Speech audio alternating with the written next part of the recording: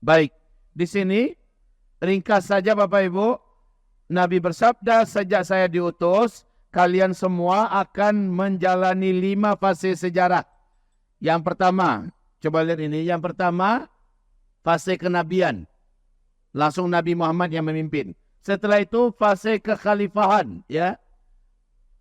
Lamanya 30 tahun, Khulafaur Rasyidin. Setelah itu fase kerajaan yang menggigit. Para khalifah sudah menggunakan sistem kerajaan. Setelah itu fase para penguasa yang diktator dan zalim. Sekarang ini Pak. Ini fase keempat. Para penguasa Islam yang zalim dan diktator. Kemudian nanti akan muncul Islam kembali memimpin seluruh dunia. Ini fase kelima. Oke, sekarang dilihat ininya, gambar tadi. Oke, baik. Ini minta maaf ini, bagi yang ngerekam agak repot. Buya akan ke sana, ya, hati-hati aja. Kok agak gelap ya? Start finish. Dari hadis tadi ya, start itu kapan? Sejak Nabi Muhammad diutus oleh Allah sebagai Nabi dan Rasul. Start. Finishnya kapan? Seluruh orang Islam Allah wafatkan serentak semuka bumi. Yaitu dalam peristiwa terjadinya tanda besar kiamat nomor 7. Ini gelap ini, nggak nampak lagi. Apa itu tanda besar kiamat nomor 7? Berhembusnya angin lembut kematian yang bersumber dari Yaman. Jadi anginnya lembut, sejuk, baunya wangi kesturi. Angin ini bersumber dari Yaman dengan cepat membungkus muka bumi. Kata Rasulullah, siapa saja orang Islam, umatku yang di dalam dadanya ada iman kepada Allah, walaupun imannya hanya seujung kuku, angin ini akan sampai kepada orang tersebut. Ketika orang ini tersentuh oleh angin itu, terhirup olehnya angin itu, Bapak Ibu, orang Islam ini di situ di tempat itu juga langsung tergeletak meninggal dunia, husnul khotimah. Dan itu serentak, makanya kami tulis dengan finish. Tak ada lagi orang Islam. Kata Rasulullah, yang melanjutkan hidup setelah itu adalah orang-orang yang tak kenal Allah. Orang-orang yang sama sekali tak tahu siapa Allah. Tak kenal Allah, tak ada iman. Dan di hadis yang lain Nabi berkata, 40 tahun setelah finish ini, barulah kiamat besar, kehancuran alam semesta. Kiamat besar. Baik Bapak Ibu. Jadi dari start ke finish, ada berapa fase? Ada 5. Fase yang pertama, Nabi yang memimpin. Fase kenabian. Lamanya 23 tahun. Nabi meninggal, masuk fase kedua kata Nabi.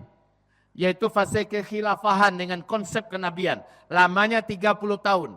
Lalu setelah itu, fase para khalifah menggunakan sistem kerajaan. Ini yang paling lama, 1227 tahun. Di dalamnya ada 3 dinasti. Dinasti Bani Amawiyah, dinasti Bani Abbasiyah, dinasti Bani Utsmaniyah. Ketiga fase ini Islam memimpin dunia. Alhamdulillah. Fase kenabian, fase kekhalifahan, fase kerajaan, Islam memimpin dunia ribuan tahun. Tapi sejak runtuhnya khilafah Islamiyah Al-Utsmaniyah di Turki pada tanggal 3 bulan Maret tahun 1924. Sejak itu sampai hari ini kita berada di fase terberat. Fase Islam tidak memimpin dunia dan kita sedang diinjak-injak. Kita sedang dijajah, kita sedang dizolimi di mana-mana. Betul apa tidak Bapak Ibu? Nah, ciri khas para penguasa yang berkuasa di fase ini, di negeri-negeri Islam, ciri khasnya adalah 1, Muslim tapi munafik. 2, Muslim tapi fasik. 3, Muslim tapi anti-Islam. Muslim Pak, tapi anti-Islam. Jahil. 4, Muslim tapi anti-syariat Islam. 5, Muslim tapi sekuler. 6, Muslim tapi liberal. Seperti di Arab ini dan negara Arab. Ya, Muslim tetapi diktator dan zalim. Ya, ini yang terjadi di fase keempat. Fase kita banget ini. Tapi kata Rasulullah, fase ini pasti berakhir dan saya berani memastikan, pasti dengan izin Allah, kita sekarang sudah di penghujung fase keempat. Sebentar lagi Allah akan izinkan kita sampai di fase kelima. Dan hebatnya Nabi berkata, nanti kamu akan kembali memimpin seluruh dunia. Tapi kata Rasulullah, pusat pemerintahan kamu dalam memimpin dunia nanti adalah Baitul Maqdis Palestina. Allahu Akbar. Allahu Akbar. Allahu Akbar. Sekarang mari kita lihat hadis. Hadis ya tentang di Asqalan. Ini matan hadisnya. Ini Asqalan, bahasa Arabnya Asqalan. Hadisnya sahih nomor 3270. Lihat terjemahnya sekarang. Supaya Bapak Ibu jangan mengatakan saya sedang mengigau. Jangan dikatakan saya sedang ngarang-ngarang cerita. Hadis semua nih Bapak Ibu. Ya, lihat ini ya. Awal urusan ini adalah kenabian yang dirahmati. Ini fase pertama. Kemudian berikutnya adalah kekhalifahan yang dirahmati. Yang kedua. Kemudian berikutnya adalah kerajaan yang dirahmati. Ini yang ketiga. Nah di fase keempat kan Islam tidak memimpin dunia. Tapi hebatnya Nabi berkata, kemudian berikutnya imarat yang dirahmati. Apa itu imarat? Imarat adalah berdirinya sebuah pemerintahan Islam yang skalanya hanya sebuah negara. Pemerintahan ini diberi nama Imarat Islamiyah, lalu nama daerah yang ada di situ, Imarat Islamiyah.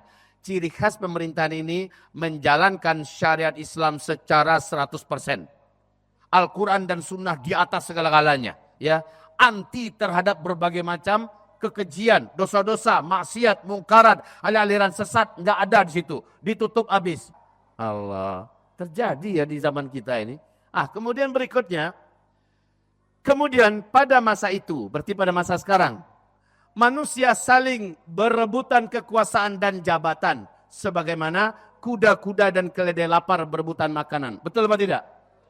Di mana-mana di negeri Muslim, para penguasanya sibuk berebutan jabatan dan kekuasaan. Termasuk di negeri Konoha.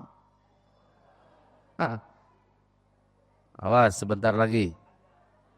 Negeri Wakanda, negeri antah barantah.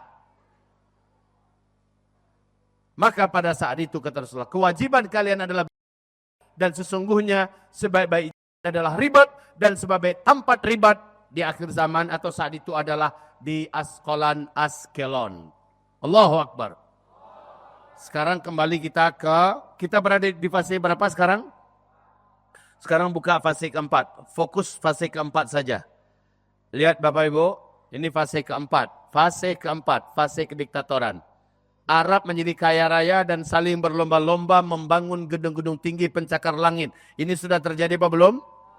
Sudah, kata Nabi kalau itu sudah terjadi, jarak antara kamu dengan kiamat sudah sangat dekat. Yang kedua, apabila salju sudah turun di Arab, sudah terjadi apa belum? Sejak 2009 sampai hari ini tiap tahun salju terus turun dan tambah tebal. Bahkan sudah sampai menyerempet Mekah dan Madinah. Oke, yang berikutnya, ini hadis sahih semua ya.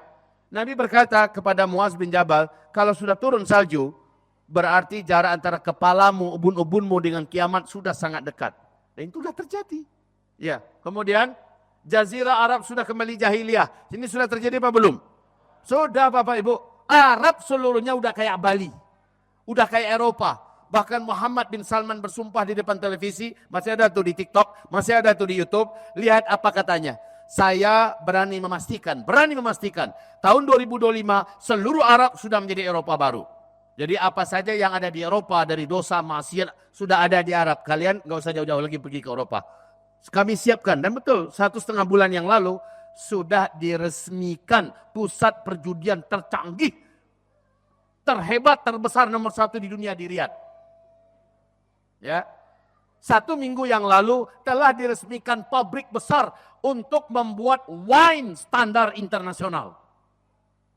1 minggu yang lalu Pak, di tepi Laut Merah itu sudah boleh orang berbikini ria kayak di Bali, laki-laki wanita. Orang mau udah bebas sekarang, nggak akan ditanya apa-apa lagi. Bahkan kawin sejenis di Mekah udah dibuat orang sekarang, Pak. Jadi Arab sudah jahiliyah betul. Ya, Jazirah Arab kembali jahiliyah. Nabi berkata kalau itu sudah datang, sudah tiba masanya, jarak kamu dengan kiamat sudah sangat dekat. Nabi selalu berkata begitu, sudah sangat dekat. Kalau ada yang masih merasa lama lagi dunia Pak, tak sarahlah. Saya hanya sekedar menyampaikan. Untuk apa saya sampaikan? Supaya kita di sisa hidup umur dunia ini dan di sisa umur kita lebih sungguh-sungguh menjadi orang yang mengejar akhirat, ya. Cari dunia tapi untuk memenangkan akhirat. Dapatkan dunia tapi untuk menjadi pemenang akhirat. Baik, lanjut kata Rasulullah. Lihat ini berikutnya, berdirinya imarat Islamiyah. Hadisnya tadi sudah kita buka. Ternyata adanya di udah terjadi ya? Oke. Berikutnya, nah ini dia. Terjadi dan ribat di Askelon, Palestina. Kemudian C, ditegakkan khilafah Islamiyah di Baitul Maqdis ketika Palestina sudah merdeka. Ada hadisnya ini. Mari kita buka hadisnya. Sebelum kita buka hadisnya, lihat dulu. Setelah ini, ya, lihat ini Bapak Ibu, langsung berbagai macam bencana besar melanda Arab dan seluruh dunia. Setelah Palestina merdeka, terjadilah berbagai macam bencana-bencana besar melanda negeri Arab khususnya dan seluruh dunia. Apa bencananya? 1, krisis ekonomi terparah dalam sejarah. 2, krisis pangan dan kelaparan melanda seluruh dunia. 3, terjadi perang dunia ketiga. 4, bencana-bencana alam besar serentak terjadi di seluruh dunia. 5, mewabahnya berbagai macam penyakit menular dan kematian tiba-tiba di berbagai belahan dunia. Yang ke-6, perebutan kekuasaan di mana-mana. Yang ke-7, Islam lenyap dan Eropa runtuh. Yang ke-8, kerusuhan, perang, pembunuhan, chaos terjadi di mana-mana. Sahabat Ibnu Hawalah bertanya pada Rasulullah, ya Rasul, ketika ini kayak nggak ada tempat lari lagi ya. Masalahnya seluruh dunia terjadi. Ya Rasulullah, ketika itu terjadi, di mana negeri yang teraman? Kemana engkau suruh kami untuk hijrah? Nabi berkata, tempat hijrah yang paling aman adalah Palestina. Syam adalah bumi teraman di dunia. Ini hadisnya semua sahih. Sekarang kita buka tentang hadis Palestina setelah merdeka. Coba lihat. Ada hadisnya semua Pak. Palestina setelah merdeka, Nabi berkata, wahai Ibnu Hawalah, jika engkau melihat kekhalifahan telah turun di bumi Al-Maqdis atau Baitul Maqdis Palestina, maka itu pertanda telah dekatnya berbagai goncangan, kegundah gulanan dan peristiwa-peristiwa besar. Yang ada 8 poin tadi ya. Perang dunia ketiga, bencana-bencana besar. Kalau Palestina merdeka, akan terjadi dekatnya berbagai goncangan, kegundah gulanan dan peristiwa-peristiwa besar. Bagi umat manusia, kiamat lebih dekat kepada mereka daripada dekatnya telapak tanganku kepada kepalamu ini. Allahu Akbar. Wah, Rasulullah kemudian meletakkan telapak tangannya di atas kepalaku, kata Ibnu Hawalah, atau di atas tengkukku. Lantas ia bersabda, kalau diletakkan di atas kepala, berarti jarak telapak tangannya ke kepala kan rambut yang membedakan, memisahnya. Ya, hanya topi aja. Berarti betapa dekatnya. Kalau merdeka Palestina, maka jarak antara engkau dengan kiamat sudah sangat dekat. Jelas enggak? Kembali kita fokus ke fase keempat tadi. Allahu Akbar. Wahai Bapak Ibu. Tapi bukan kiamat kok. Kan sebagian orang ada yang mengecekkan. Kalau Palestina merdeka kiamat leh. Nah, bukan kiamat. Ya, tapi betul terjadilah bencana-bencana besar melanda seluruh dunia, khususnya Arab. Apa yang dirasakan oleh Palestina hari ini, Bu, seluruh Arab besoknya akan merasakan. Kalau dalam bahasa awaknya, kok asailah kalian. Nah, asailah kalian. Kini kalian telantarkan Palestina. Kini kalian hianat Palestina. Sekarang kalian abaikan Palestina. Bahkan kalian bergabung dengan. Sebentar lagi Palestina akan menjadi merdeka dan dia menjadi negeri yang terkuat, negeri yang teraman. Lalu kalian akan merasakan semua yang dirasakan oleh Palestina hari ini. Oke? Baik Bapak Ibu yang kami muliakan. Nah itu, ini tak berapa lama nih. Ini berdekatan. Langsung setelah ini yang terjadi. Imam Mahdi muncul di baiat. Barulah langsung menyusul Dukhon. Tanda besar kiamat yang kedua Dajjal. Tanda besar kiamat yang ketiga turunnya Nabi Isa. Tanda besar kiamat yang keempat munculnya Ya'juj Ma'juj. Mati Ya'juj Ma'juj, habislah fase keempat. Masuk kita kepada fase kelima. Gitu kisahnya. Kembali ke fase kelima.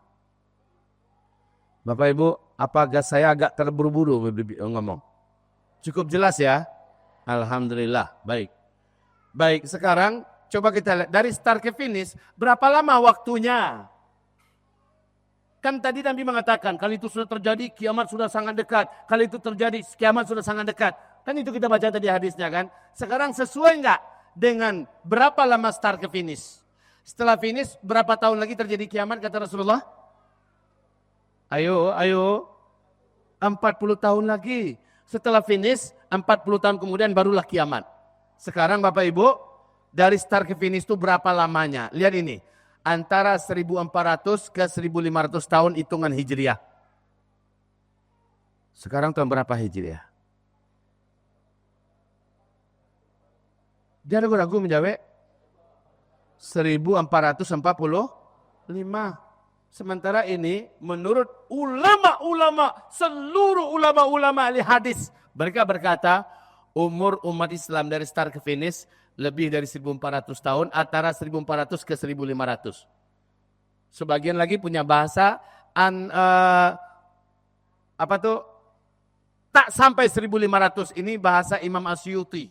Bahkan Imam Suyuti berani menyebutkan tahunnya, Pak. 1477 Hijriah. 1477 Hijriah, umat Islam akan serentak habis sedunia. Menurut Imam Asyuti dalam kitab Al-Hawi. Tapi saya, Zulkifli Muhammad Ali, menolak. Kenapa saya menolak?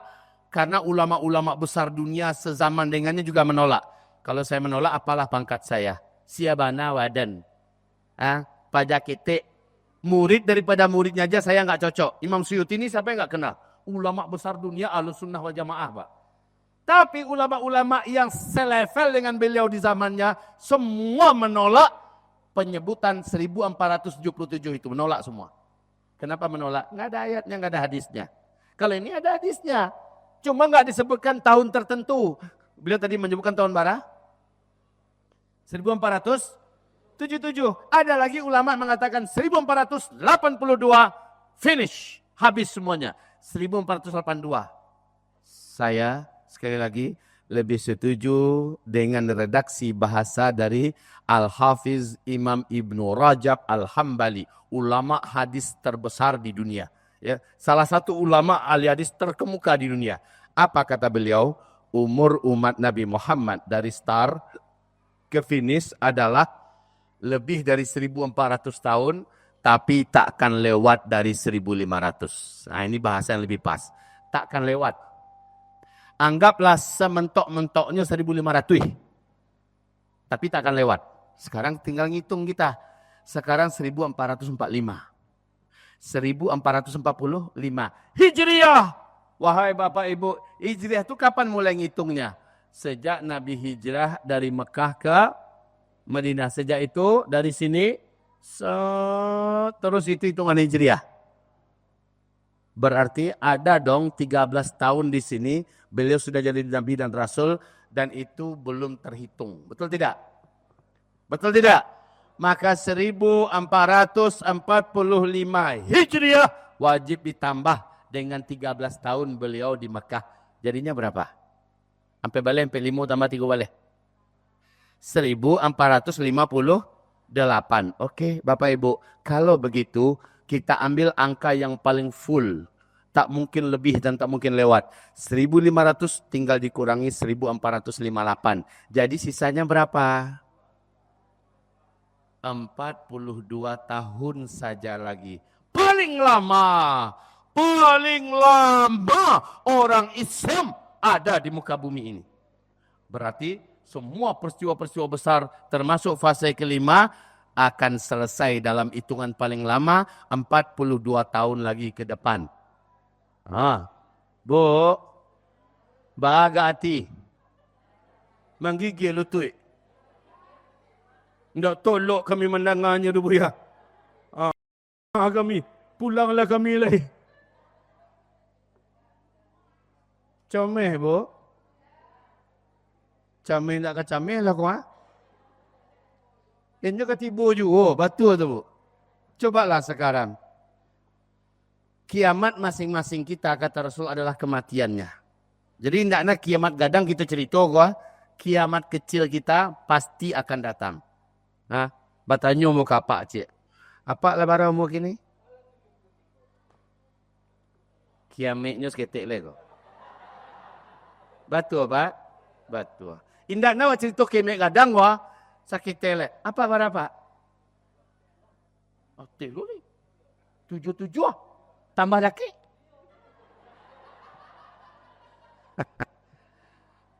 Ajo kami kadang-kadang alaknya kita nyium boleh nakik. Ambo hendak memandoakan kedua. Ambo mana 51 tahun. Alun tantu lo lah. Siang cik muda bu. Laba uban. Laba cucu. Wahai bapak ibu. Anggaplah umur ambo umur Nabi. Kan 3 tahun lah namanya tu. 2 tahun lah. Kalau dakik namanya tu pak. Betul tidak?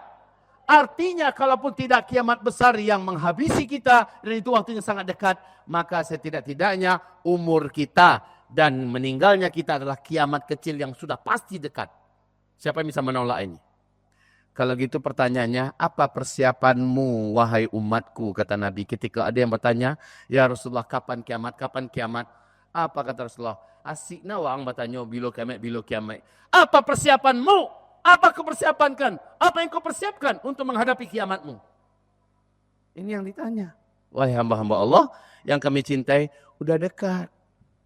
Seharusnya setelah mendengarkan pengajian ini, nampak perubahan yang luar biasa dalam sisa hidup kita. Jangan jadi orang biasa aja. Jangan jadi orang biasa aja. Dari wanita solehah biasa, jadilah wanita solehah luar biasa. Harusnya sudah dekat. Sudah dekat. Umur dunia tak lama lagi. Maka jangan lagi mempertahankan bakhil untuk membeli oto. Sanggup awak 300 juta, 400 juta, setengah miliar. Beli oto kah? Beli tanah, sanggup 1 M, 2 M. Tapi untuk yang kita bawa ke akhirat, berfikir 100 kali. Hadirin yang kami muliakan, tak lama lagi. Banyak-banyaklah bawa ke akhirat. Hartamu adalah yang kau bawa. Maka ada uang, pergi umrah, ada uang, pergi haji, ada uang, bangunkan masjid, ada uang, tolong agama Allah. Mencari awak untuk dibawa ke akhirat. Kalau kata orang Minang dulu, piti tidak dibawa mati dulu, itu salah tu pak. Yang benar adalah piti bawa mati. Jadi kawan awak, jadi milik awak. Baik bapak ibu, jangan pilih joleh. Jangan sampili joleh, jangan ceke balapi joleh. Alah tu. Ya, sekarang kita pertimbangkan, hidup tak lama lagi, saya harus serius dalam mencari duit, mencari fulus. Di mana dapat, ambo banyak tabungan akhirat ambo. Itu bapak ibu. Ya, baik hadirin yang kami cintai. Jadi kalau sudah macam ini pengajiannya, malam ini kita lakukan apa terkait dengan Palestina? Kita akan lakukan apa terkait dengan Palestina?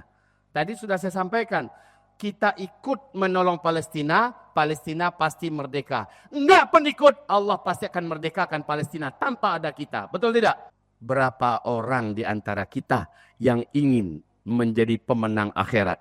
Malam ini saya ingin lihat berapa orang yang akan menumpang untuk menjadi penumpang kapal kemenangan yang sedang melintas di depan kita. Hadirin yang saya cintai, saya bertanya pada Bapak Ibu, setelah dunia ini berakhir, kiamat terjadi, sangkakala kedua ditiup, padang mahsyar dibentangkan. Ditiup lagi sangkakala yang ketiga, kita pun dibangkitkan. Maka tempat kita salah satu di antara dua. Bapak pilih, ibu pilih neraka atau surga. Sama dengan saya. Saya tidak mau ke neraka walaupun 1 detik. Setuju? Bapak Ibu, kalau begitu pertanyaannya. Apakah amalan yang saya, Bapak Ibu punya sudah cukup memadai untuk membeli tiket masuk ke surga? Sudah cukup banyak belum amal soleh kita? Jujur Bapak Ibu ternyata menjawab. Ya. Sekarang saya tanya lagi Bapak Ibu. Selama hidup, dosa yang saya Bapak Ibu buat, mana yang lebih banyak? Dosa kita atau amal soleh kita? Bapak Ibu orang-orang jujur. Dosa lebih banyak, amal sedikit. Yang sedikit pun belum tentu Allah terima. Mungkin kita ria, mungkin kita ujub dan bangga, mungkin kita cerita ke sana kemari. Ya, mungkin salah cara pengamalannya. Maka amal yang sedikit belum tentu Allah terima, dosa tolongsong banyak. Saya sampaikan cerita berikut ini, dan ini penutup. Hadirin yang saya cintai. Seorang sahabat meninggal dunia di zaman Nabi Shallallahu Alaihi Wasallam, masih hidup. Ternyata setelah dia meninggal, tidak ada satupun sahabat yang mau menyelenggarakan jenazahnya. Seluruh sahabat merasa jijik menyentuh badannya. Tidak ada sahabat yang mau, Pak. Akhirnya Rasulullah Shallallahu Alaihi Wasallam datang. Loh, kok kalian biarkan saja? Ini jasad tergeletak dan mendingin. Kenapa kalian tidak selenggarakan? Mandikan, kapani, ya sholatkan, kuburkan. Apa kata mereka? Minta maaf ya Rasulullah. Orang ini sejak bersyahadat masuk Islam. Sejak itu sampai dia mati, kami belum pernah lihat dia sholat walaupun hanya satu kali. Jangankan untuk zikir, sedekah, baca Quran, ya, tahajud. Sholat yang wajib saja kami tak pernah lihat dia kerjakan ya Rasulullah. Tapi yang kami lihat, dia selalu berbuat dosa. Durhaka pada orang tua, memutuskan tali silaturahmi, mencuri, merampok, menipu. Dan sampai ketika kami jijik ya Rasulullah. Sampai dia mati masih buat dosa. Maka terdiamlah Rasulullah. Lalu Rasul berkata, saudara-saudara, ada enggak di antara kalian? Ada enggak di antara kalian, kata Rasulullah, yang pernah menyaksikan si fulan ini semasa hidupnya beramal-amal yang soleh? Kalau pernah, angkat tangan, berdiri. Ceritakan apa jenis amalnya, kapan dan di mana. Setelah menanyakan itu, tiba-tiba seorang sahabat angkat tangan. Silakan, kata Rasul. Berdiri dia, ya Rasulullah, dia dan saya pernah dulu sama-sama. Wow, pernah sama-sama berjihad. Tapi hanya satu malam ya Rasulullah. Saya dan dia ribat itu Pak, ronda di malam hari saat sedang perang di jalan Allah ya, melawan orang kafir. Jadi mengintai gerak-gerik musuh ya di malam hari sampai pagi ya Rasulullah. Cuma itu amal yang pernah saya lihat dia mengerjakan dan itu bersama saya. Berarti dia ikut perang di jalan Allah. Mendengarkan itu berubah mimik wajah Rasulullah. Membesar bola matonya mengadang. Matu Nabi. Lalu Nabi Muhammad spontan langsung melipat lengan bajunya. Dan dengan tangan beliau yang suci dan mulia. Langsung ingin menyelenggarakan itu jenazah. Melihat itu berlomba-lomba sahabat-sahabat untuk menyelenggarakan jenazahnya Pak. Dimandikan. Dikapani. Dan disolatkan. Enggak tanggung-tanggung. Yang memimpin dan mengimami solat langsung Nabi besar Muhammad Sallallahu Alaihi Wasallam. Beruntung betul tuh orang. Tapi yang lebih hebat lagi adalah ketika dia akan dikuburkan, Nabi Muhammad langsung loncat ke dalam kubur. Dan seorang sahabat yang lain juga masuk. Nabi yang menyambut jenazahnya. Lihat itu Pak. Bu, hebatnya orang yang berjalan Allah. Nabi yang menyambut. Saat akan meletakkan jenazahnya di liang lahat. Apa kata Nabi Muhammad? Ashabuka, seluruh sahabat-sahabatmu, yashhaduna. Mereka semua bersaksi. Annaka, bahwa sesungguhnya engkau min ahlin nar, adalah penduduk neraka. Wa ana ashhad, sementara saya bersaksi, kata Nabi. Annaka, bahwa sesungguhnya engkau min ahlil jannah, engkau adalah penduduk sorga. Allahu Akbar. Pak, Bu, enggak ada amal soleh yang dia buat. Dosa yang dibuat seumur hidupnya. Tapi karena pernah ikut berjalan Allah Subhanahu wa Ta'ala, Allah putihkan semua dosanya. Allah catat namanya sebagai penduduk surga.